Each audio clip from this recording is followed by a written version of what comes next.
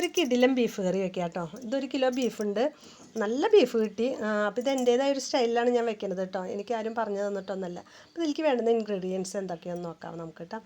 അപ്പോൾ സവാള ഒരു 4 സവാള ചെറുതാണ്, 4 സവാള അരിഞ്ഞിട്ടുണ്ട്. കറിവേപ്പിലയും ഉണ്ട്. അപ്പോൾ കുനുകുനുന്നനെ നന്നായി ചെറുതാക്കി അരിഞ്ഞിട്ടുണ്ട് ഞാൻ കേട്ടോ. പിന്നെ അതിലേക്ക് വേണ്ടുന്നതാണ് ഒരു തക്കാളി, ഒരു വലിയൊരു തക്കാളി എടുത്തിട്ടുണ്ട്. ഒരു 10 ചെറിയ ചുവപ്പ് മുളക് എടുത്തിട്ടുണ്ട്. നല്ല കാന്താരി മുളക്, ചീനമുളക് കിട്ടിയിട്ടുണ്ട് കേട്ടോ. അപ്പോൾ ചീനമുളകും കിട്ടി, അതാണ് ഇട്ടുള്ളത്. പിന്നെ ഇഞ്ചി, വെളുത്തുള്ളി, പെരിഞ്ചീരകം, പിന്നെ പട്ട, ഗ്രാമ്പു, 2 ഏലക്കായ, ഇതെല്ലാം കൂടി മാറ്റി വെച്ചിട്ടുണ്ട്. ഇതൊക്കെ ഒന്ന് വഴറ്റിയെടുക്കണം.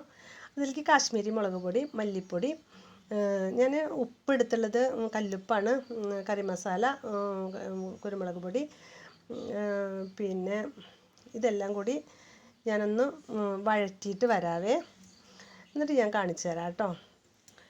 അപ്പോൾ അങ്ങനെ നമ്മുടെ ബീഫ് റെഡി ആയിട്ടുണ്ട്. നല്ല ചൂട് ബീഫ് കറിയും പൊറാട്ടയും ഇന്നത്തെ സ്പെഷ്യൽ കേട്ടോ. അപ്പം നിങ്ങളെല്ലാവരും ട്രൈ ചെയ്യണം, ലൈക്ക് ചെയ്യണം, സബ്സ്ക്രൈബ് ചെയ്യണം, ഷെയർ ചെയ്യണം കേട്ടോ. എന്നിട്ട് നിങ്ങളിത് കഴിച്ച് നോക്കിയിട്ട് ഇതൊന്നും ഉണ്ടാക്കി നോക്കി നോക്കൂ, നല്ല ടേസ്റ്റിലാണ്. അപ്പോൾ നിങ്ങൾ എനിക്ക് ഇതിൻ്റെ കമൻസും കൂടി അറിയിച്ചാൽ എനിക്ക് വളരെ ഉപകാരമായിരിക്കും. എങ്ങനെ ഉണ്ടെന്നൊന്നും അറിയാലോ. നല്ല ബീഫ് കറിയാണ് കേട്ടോ. ബായ്.